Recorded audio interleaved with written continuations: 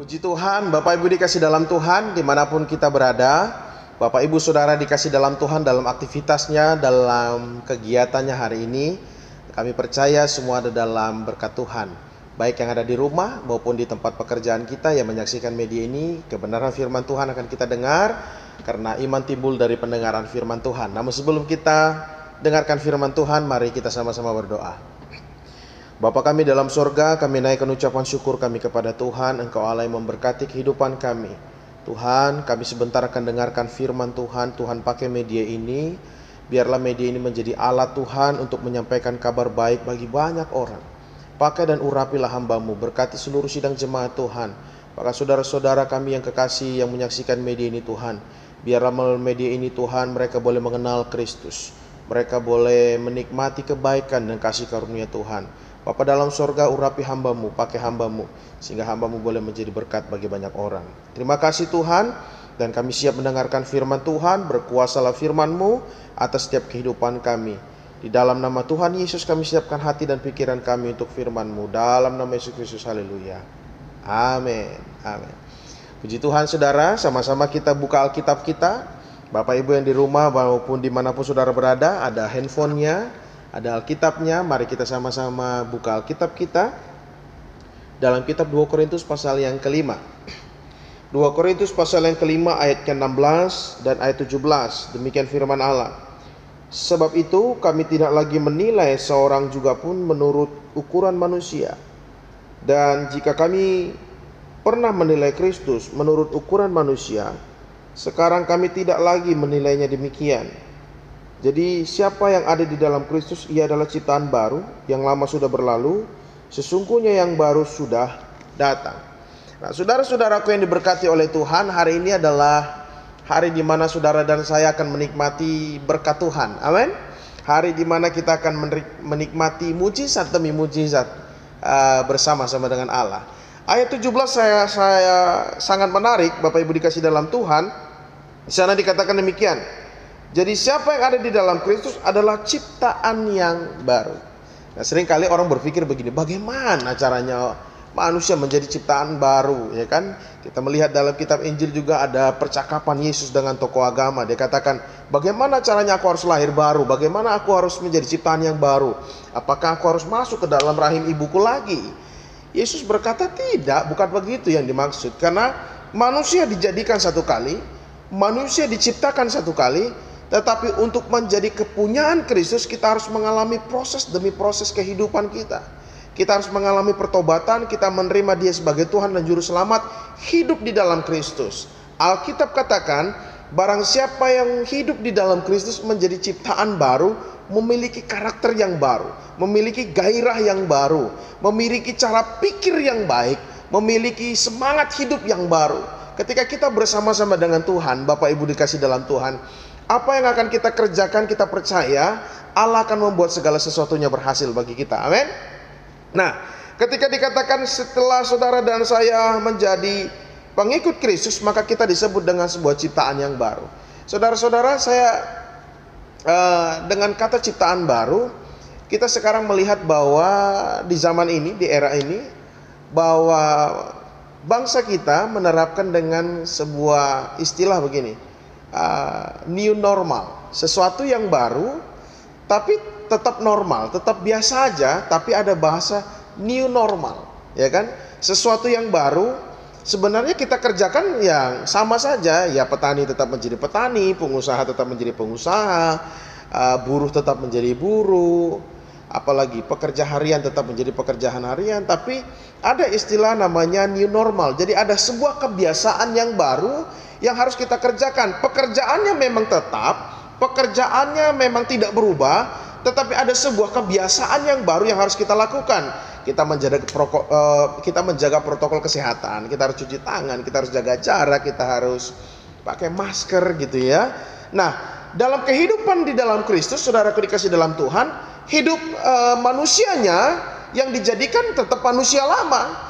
Tetapi ketika saudara dan saya di dalam Kristus, maka kebiasaan-kebiasaan kita harus menjadi kebiasaan-kebiasaan yang baru. Amin.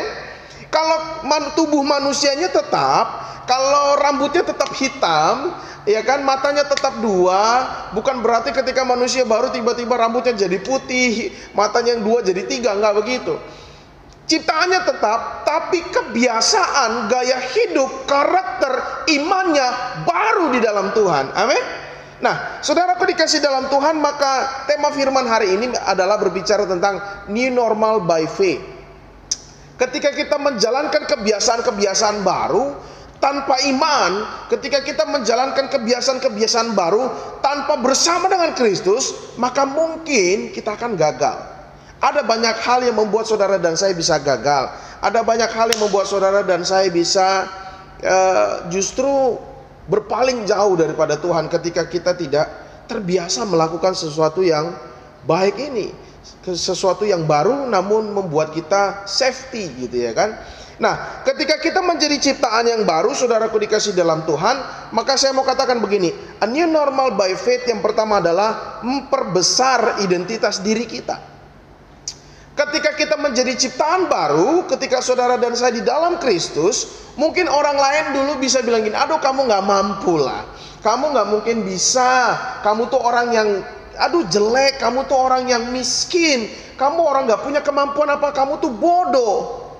Saudaraku dikasih dalam Tuhan, mari ketika kita ada di dalam Kristus, segala pikiran negatif yang datang dari orang lain ini kita buang jauh-jauh. Tapi sekarang mulai kita memiliki sebuah kebiasaan yang baru, sebuah kebiasaan yang baik, memperbesar identitas diri kita.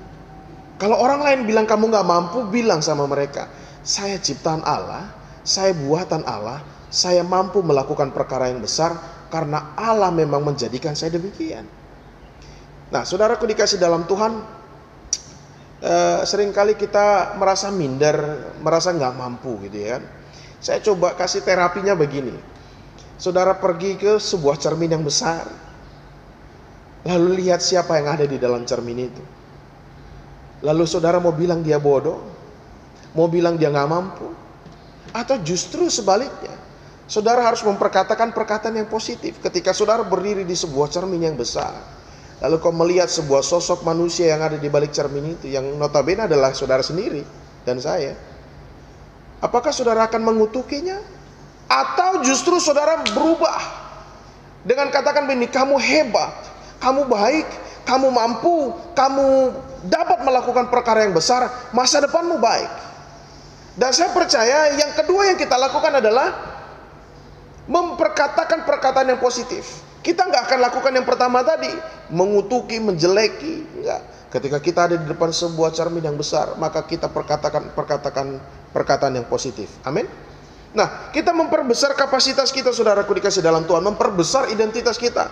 Seringkali orang berpikir begini, dia nggak mampu, dia nggak bisa berbuat apa-apa. Kalau di luar Kristus, oke-oke saja ya. Orang pesimis, orang khawatir, orang rendah diri, ya kan, orang merasa hopeless, nggak punya pengharapan. Tetapi ketika saudara dan saya menjadi ciptaan yang baru, maka kebiasaan yang baru pun harus kita lakukan. Amin.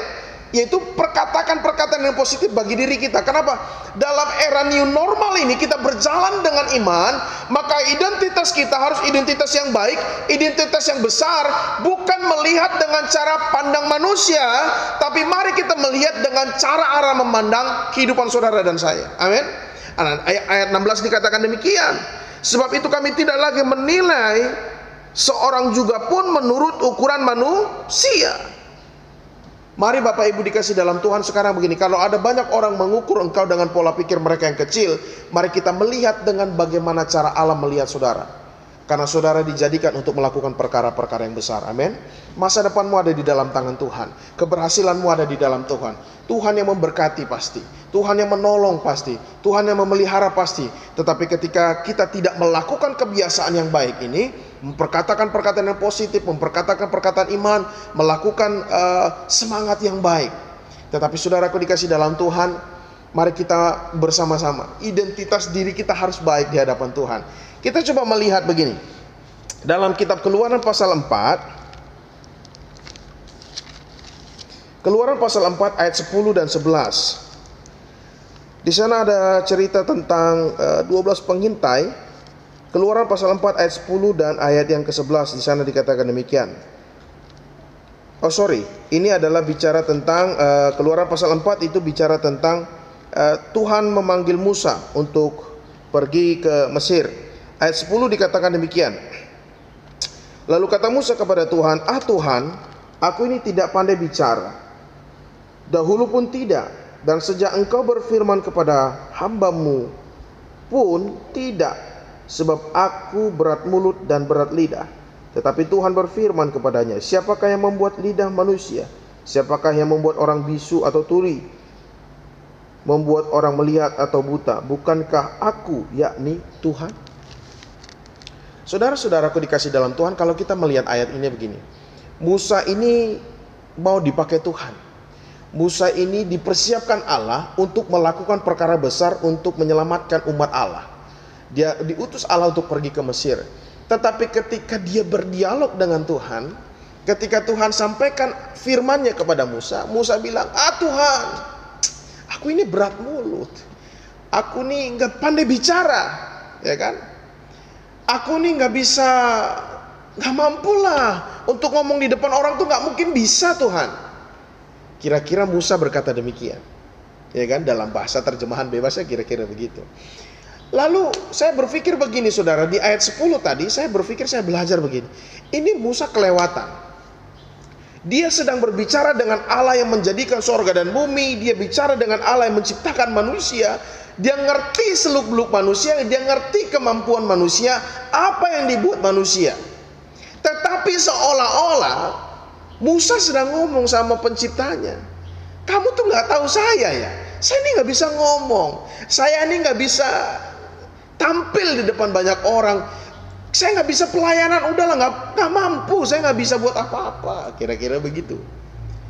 Tetapi di ayat yang ke-11 dia lupa, dia sedang berbicara dengan Allah yang menjadikan dia. Lalu Tuhan bilang, Musa, siapa yang buat orang bisu? Siapa yang buat orang bicara? Siapa yang buat orang buta dan siapa buat orang melihat? Bukankah aku, yakni Tuhan, kata firman Allah. Dalam artian saudaraku dikasih dalam Tuhan, Musa seringkali memperkecil kapasitas dirinya, berusaha seolah-olah aku gak mampu Tuhan, aku gak bisa Tuhan, semua yang kulakukan pasti gagal. Tetapi Bapak Ibu dikasih dalam Tuhan, mari kita melihat dengan cara Allah melihat, bukan dengan cara manusia melihat. Allah melihat Musa mampu melakukan, Allah melihat Musa sanggup mengerjakan pekerjaan Allah. Dia dipersiapkan untuk menyelamatkan umat pilihan Allah. Maka saudaraku dikasih dalam Tuhan, dengar baik. Jangan pernah kecilkan kapasitas kita. Walaupun kita kadang-kadang berpikir gini, dengan berkata gitu mungkin kita lebih rendah hati gitu ya. Aduh gak mampu lah, saya gak bisa. Oh disuruh pelayanan, aduh jangan saya lah, saya gak mampu, saya gak bisa. Atau disuruh melakukan kehendak Allah, aduh saya gak bisa lah. Bapak Ibu dikasih dalam Tuhan, dengar baik. Mari kita melihat bagaimana cara Allah melihat. Allah melihat Musa untuk melakukan perkara yang besar. Allah mempersiapkan Musa dengan tanda-tanda yang ajaib. Allah berfirman kepada Musa, aku akan menaruh perkataanku di dalam mulutmu. Maka saudaraku dikasih dalam Tuhan, apapun identitas kita sekarang yang dipandang orang jelek, apapun identitas kita sekarang yang dipandang orang gak baik, tetapi mari coba kita melihat bagaimana Allah sedang mengerjakan perkara yang besar, perkara yang hebat. Musa boleh saja merasa tidak mampu. Musa boleh saja merasa tidak tahu dengan kapasitasnya. Dia ngerasa, aduh gak mampu. Tetapi mari sekali lagi kita melihat Allah yang menjadikan kita, Allah yang membuat kita. Karena Allah akan mempersiapkan sebuah perkara yang besar bagi kita. Itu pekerjaan Allah yang mulia untuk memberkati kehidupan saudara dan saya. Amin. Yang kedua saudara dikasih dalam Tuhan, yang pertama tadi dalam era new normal by faith. Pertama kita memperbesar kapasitas identitas kita. Yang kedua mari kita sama-sama menjaga diri kita dari godaan iblis. Di dalam era new normal ini, dalam sebuah kebiasaan-kebiasaan yang baru yang harus kita lakukan, seringkali janggal, seringkali nggak enak, ya bukan? Sekarang kita dalam pertemuan mungkin kita nggak bisa salaman lagi. Biasanya kalau ketemu orang tuh langsung salaman, saling pelukan gitu ya, bisa cepika-cepiki sedikit gitu ya kan. Sekarang mau ketemu orang tuh Mau salaman ada yang begini, ada yang salaman langsung nggak enak, mau duduk orang langsung jaga jarak, mau bagaimana lah gitu ya. Sebuah kebiasaan yang janggal yang kita lakukan, seringkali kita gagal, seringkali kita tidak mampu lakukan. Tetapi saudaraku dikasih dalam Tuhan, jangan sampai hal yang canggung ini, hal yang tidak biasa kita lakukan dalam kebiasaan yang baru bersama-sama dengan Allah, kita hidup dalam firman Allah. Mungkin kita canggung baca firman Tuhan karena kita baru bertobat. Mungkin kita canggung berdoa karena kita baru tahu bagaimana cara berdoa. Tetapi saudaraku dikasih dalam Tuhan, jangan pernah takut, jangan pernah menyerah. Walaupun iblis menyerang, walaupun iblis coba mengganggu saudara, tetapi percayalah, bersama-sama dengan Allah kita pasti menang, kita pasti kuat. Amin. Nah, kita harus hindari serangan iblis. Yang pertama saudaraku dikasih dalam Tuhan, bicara tentang kemalasan. Kita mulai malas, kita mulai mau bangun pagi, ya kan. Namanya orang baru bertobat, orang yang baru hidup di dalam Kristus, ya kan. Dia mau beston pagi, berdoa pagi. Itu adalah sebuah kebiasaan yang sangat kedagingan, melawan dengan sungguh-sungguh gitu ya. Kenapa? Untuk bangun pagi, berdoa dan berlutut di hadapan Tuhan, itu bukan sesuatu yang gampang. Tetapi itu kebiasaan yang baik, sebuah rutinitas yang baik kita lakukan di hadapan Allah. Agar apa? Agar kita terhindar dari setiap serangan iblis. Ketika kita berlutut di hadapan Tuhan ada hikmat. Ketika kita berlutut di hadapan Tuhan, Tuhan kasih kita sukacita. Ketika kita berlutut di hadapan Tuhan, Tuhan beri jalan keluar bagi setiap masalah dan persoalan kita. Nah, saudaraku dikasih dalam Tuhan, mari kita tidak malas. Karena Alkitab katakan, hai pemalas, belajarlah kepada semut. Bayangkan saudaraku dikasih dalam Tuhan, beribu kali lebih besar semut ketika kita mulai malas. Sementara notabene-nya kita lebih besar daripada semut. Tetapi ketika kita menjadi pemalas, ketika kita menjadi orang yang gak suka melakukan kebiasaan yang baik, maka semut seolah-olah lebih besar daripada kita dalam semangatnya, dalam hidup, di dalam keseharian. Dan mari kita juga menjaga diri dari serangan iblis, dari yang namanya ketakutan dan kekhawatiran. Jangan pernah khawatir, jangan pernah takut. Orang yang bersama-sama dengan Allah, ketika dia melakukan sebuah kebiasaan yang baru, kebiasaan yang baik, beriman di dalam Tuhan, Tuhan pasti pelihara, Tuhan pasti jagai. Amin. Dan kita juga menjaga diri kita dari yang namanya kemunafikan. Hidup apa adanya. Alkitab katakan, jika iya katakan iya, jika tidak katakan tidak, karena selebihnya itu daripada si jahat. Hiduplah untuk memperkatakan perkataan yang benar. Hiduplah untuk memperkatakan perkataan yang positif bagi sesama kita, bagi keluarga kita, bagi istri kita, bagi anak-anak kita. Perkatakan perkataan yang positif. Karena saudaraku dikasih dalam Tuhan, ketika kita memperkatakan perkataan yang baik, ketika kita memperkatakan hal yang positif, dan kita tidak hidup dalam keterpura-puraan, kita tidak hidup dalam kemunafikan, maka hidup kita ada di dalam Tuhan. Haleluya. Dan yang berikutnya adalah kita menjaga diri kita dari sungut-sungut dan pertikaian. Mari Bapak Ibu dikasih dalam Tuhan, sekali lagi sebagai hamba Tuhan saya mengingatkan, di dalam era new normal sekarang, kita berhenti bersungut-sungut, berhenti untuk berbantah-bantah, berhenti untuk mencari pertikaian, mencari persoalan demi persoalan. Tapi mari ketika kita, saudara dan saya, hidup di dalam Kristus, kita mencari kedamaian, kita cari sukacita, kita cari adalah hidup yang saling bersahabat dengan kebiasaan-kebiasaan yang baru. Mari kita menciptakan situasi yang mendatangkan sukacita. Perkataan kita adalah perkataan berkat.